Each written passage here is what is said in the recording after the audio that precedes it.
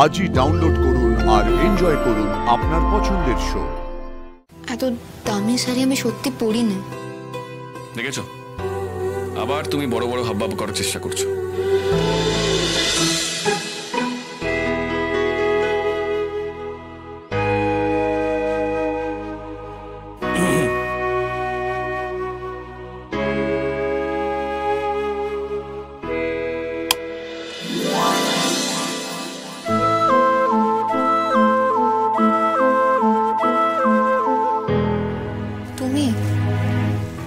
তুমি কেন এসেছো এই ঘরে?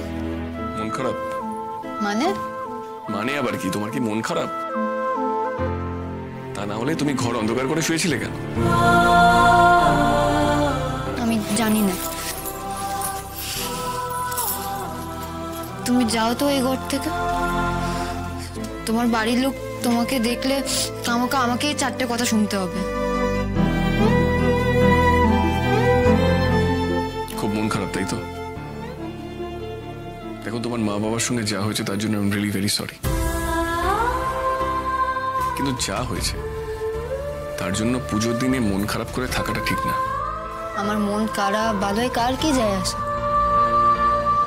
এই যে তোমার বাড়ির লোক আমার বাবা মাকে এমন বিচ্ছিরি করে অপমান করলো, তাতে আমার মন খুব ভালো থাকার কথা কি? দোষটা কি শুধু আমার বাড়ির লোকের? তোমার বাড়ির লোক এই যে সৃষ্টি ছাড়া একটা জোড়াজুড়ি করে চলেছে, সেটাতে কার মেজাজ ভালো থাকে? একটা না হওয়া বিয়ের বউ ভাতের তত্ত্ব, অষ্টমঙ্গলা, পুজোর তত্ত্ব, আর কি কি হবে? দেখো, যা হয়েছে আমি না তার জন্য আমার বাড়ির লোকেরা দোষ দিতে পারি না। সবটাই একটা জট পাকানো ব্যাপার হয়ে গেছে। আমার ভাল লাগে না, জানো তো? এত ঝামেলা ভাল লাগে না, এত জট ভাল লাগে না। ঠাকুর যেন আমাকে গোলমাল লগ্নে এই পৃথিবীতে পাঠিয়েছিল। আমি মরেই গেলাম না কেন বলো তো? আমি মরে গেলে সবার সব ঝামেলা, সব গোলমাল মেটে। লাজু, বকছো কেন তুমি আমার? দেখো, কথায় কথায় দমকাবে না আমার। আমি কেন তোমার দমকানি শুনবো? আমি বলবো, 100 বার বলবো। আমি মরলে সকলে শান্তি হয়, আমার মরণ হয়নি কেন? চুপ, একদম চুপ। আমি যা বলবো তুমি আমার কথা শুনবে। যখন আমি তোমাকে বলেছি ওসব বলতে না, তুমি বলবে না। You understand? মানে বাজে কথা বড্ড বেশি বলছো, বোকা বোকা কথা হতো। একদম বলবে না এইসব। আমি বোকা, আমি বাজে, তুমি কি? তুমি ভালো, তুমি বুদ্ধিমান, তাহলে তুমি এ ঘরে কেন এসেছো? জানো না, তোমাকে দেখলে আমাকে সবার সব রোজ সহ্য করতে হবে। এটা আমার ঠাম্মির ঘর, এখানে আমি 100 বার আসবো, 1000 বার আসবো। এই ঘরে আমিও থাকি, তোমার ঠাম্মি যখন থাকবে তখন তুমি এসো। শোনো, আমি না তোমার সঙ্গে এখানে আড্ডা মারতে আসিনি, দরকার আছে বলে এখানে এসেছি।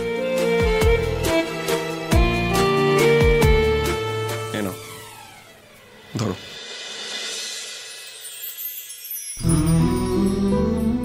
এটা কি? কি মুশকিল, মানে এটা কি বোঝা যাচ্ছে না? তুমি চোখে দেখতে পাচ্ছ না? দেখেছি, কিন্তু আমি কেন তোমার কাছ থেকে শাড়ি নেব?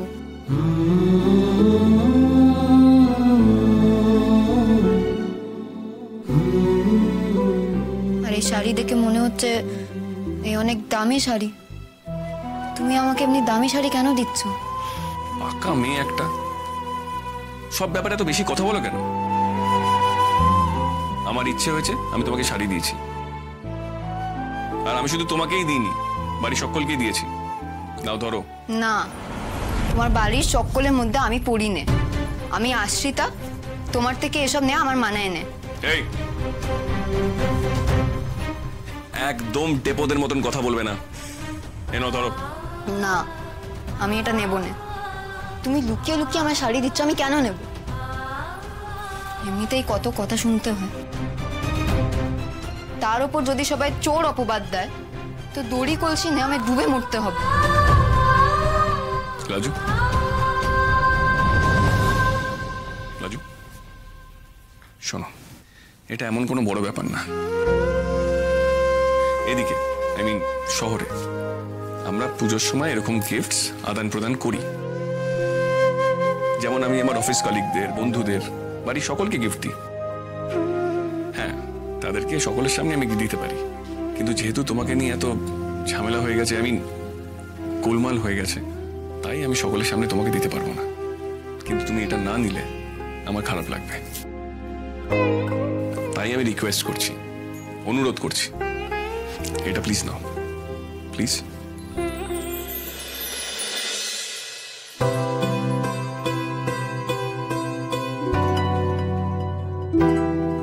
এত দামি শাড়ি আমি সত্যি পরি না। দেখেছো, আবার তুমি বড় বড় হাবভাব করার চেষ্টা করছো।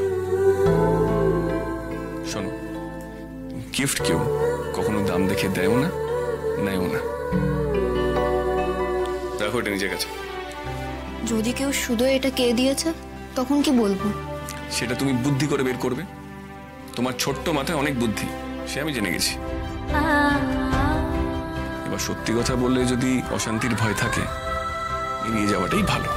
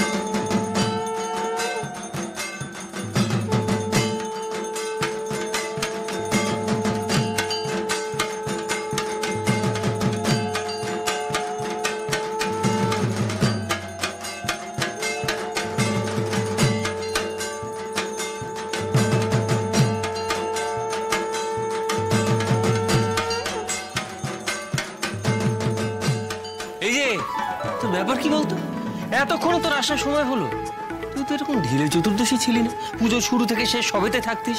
আরে স্নান করে আসতে একটু দেরি হয়ে গেল। ধ্যাৎ। শোন না, বাবার জেঠুমনির কথা। ওই যে ওই দেখ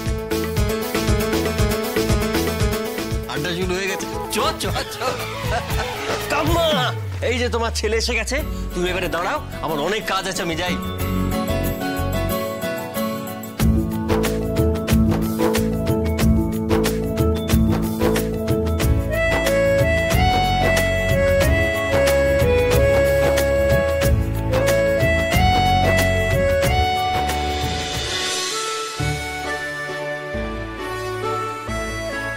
মেয়েটা আমার দেওয়া শাড়িটা পরলো না তো?